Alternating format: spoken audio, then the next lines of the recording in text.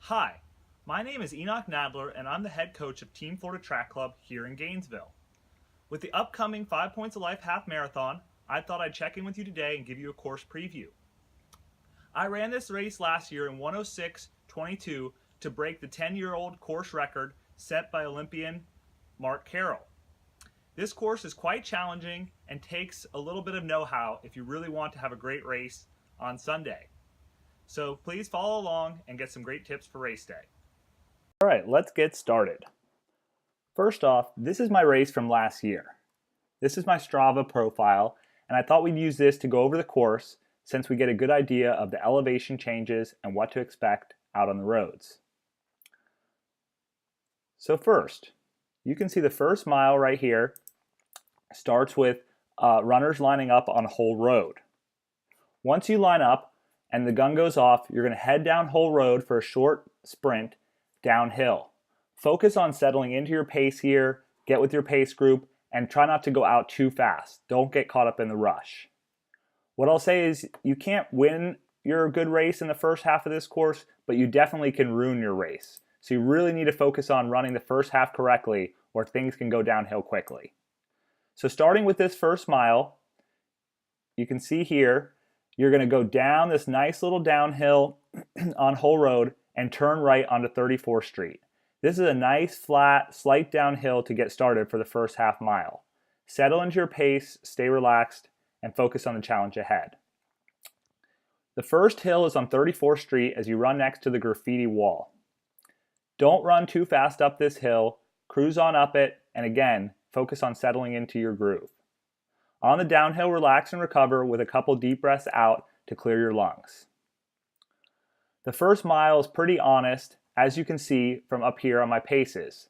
This gap stands for the grade adjusted pace. So this factors in things like the hills. So this is a good indicator of how difficult a mile is. So the first mile's pretty honest with the uphill and the downhill. Coming into mile 2, as you turn left onto Newberry,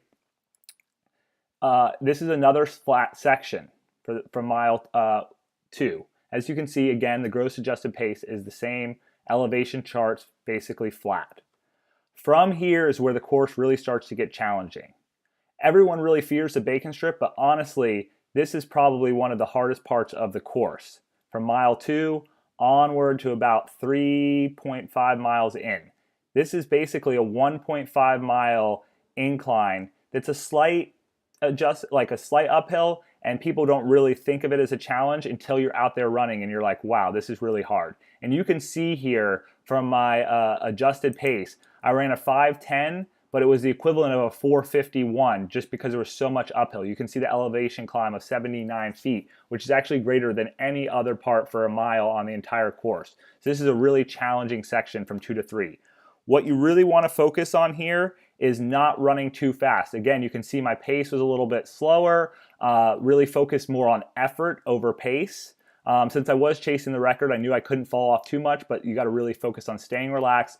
Don't look ahead on this long stretch on 43rd. You're going to see a long, big uphill here. Don't focus on that. Instead, focus on staying relaxed, running with the same controlled, same effort of kind of what you're going for. It's going to be a little slower than your goal pace maybe, but that's okay. So settle in that third mile. This is the first real challenge of the course. What's good is after you get to the top of this hill, in the middle of about mile 3.5, is you have a nice long downhill on 43rd. It's a long gradual downhill as you turn right onto 16th. This is where you really want to recover from that, get back into your pace. It's a perfect place to kind of settle in, get back into your groove. Then from there, you're going to cruise down 16th Ave, and then you're starting to approach the bacon strip. And I know everyone's familiar with the bacon strip. If you haven't heard that term before, it's basically the set of hills. Right here on the elevation chart, you can see it's the set of hills on 16th Ave. And this is a challenging section. Most of the hills of this course come in the first half, which is nice. You get them done early on, but it's important that you run them correctly. So we're going to go over that. So miles 4 to 5, as you're heading down, you'll see again the gross adjusted pace. It's saying I actually was going like 5:11 effort, but a 5:02 pace. And that's because of this negative 45 feet over this mile. So this is a nice downhill, cruising in, coming along, really settling in, recovering from that big uphill. And also you're getting ready for the bacon strip. Once you cross over 34th right here, you're going to have a slight little uphill, and you're going to be coming up on the first hill, which is this little hill right here. It's really not that bad since you have the nice downhill, and it's also followed by another big downhill right as you get to mile 5. And there's going to be a water stop here. For most runners, this is going to be where you're going to want to fuel. If you're planning to take Gatorade and water on the course, definitely a good spot to get that, but it's also a good spot to take your gel. Runners that are going to be taking more than an hour 40, hour 45 to finish this race should be focusing on fueling before at mile 5 and then again around mile 9. And I'll touch on that when we get there. If you're going to be running that under 140 to 130, somewhere in there or below, then focus on fueling around mile 5. Maybe you could wait up here to mile 6, and then that should get you to the finish line. So back to the hills on the bacon strip. Once you go over that first hill, hit the water stop, then you have a couple little rollers here in this middle mile. And really, this is a pretty honest mile. You can see by the adjusted pace, pretty honest mile. It's relatively just a couple little rollers. Stay relaxed on those. Again, focus on effort over pace. Your pace is going to slow a little bit, and you can kind of see if I go to my pace here, let's see. You can see that my pace it slows down on the uphills, and let's see here, slows down. You can see I was running 5:30, 5:40 pace on the downhills, dropping it down again. Then right here at mile 6, this is the next really challenging hill on the course. And you'll see I ran 5:06, but it was a 4:53 type effort as far as the fact that with this big uphill. And my pace slowed way down as I climbed up this hill, getting to that 6-minute range or so. That's a really challenging section right in here. You can see the pace drop to 6-minute pace. And honestly, this was probably one of the hardest parts of the course, because what makes this really challenging on this hill on the bacon strip is the fact that after you get to the top, it's a pretty long climb to the top, but once you get to the top, there's not really a downhill that follows it. So as you approach 13th and turn right there, it's really hard to get back into your pace, get back into your groove. And so what you really have to focus on is form, driving with your glutes, and focus on getting back to your pace basically as you head down 13th. So as you head down 13th, heading towards 10th, this is the easier section of the course. It's mostly flat. You're cruising along. You can see the adjusted pace is pretty much even all the way through. Have some nice flat sections. Once you turn on the 10th, cruise down. Let's see. Let me go back here. 10th Ave, right here. This is a nice long flat section. Really get back into your rhythm. We're getting into the middle miles of the race. I like to break it up with the first section, bacon strip. The middle miles are this 10th Ave, Duck Pond, downtown. This is a part of the race you don't want to go to sleep. It's kind of like you're getting tired. You survived the first section on 16th Ave, but you don't want to let this middle section lull you into a slower pace. You really have to focus on keeping your form good, focus on keeping the pace going, and getting to the final part of the race on pace. So from here, you're going down 10th Ave, turn through the Duck Pond. It's a really nice section, nice and shaded. Usually some people out cheering. Head into the Duck Pond, down to downtown.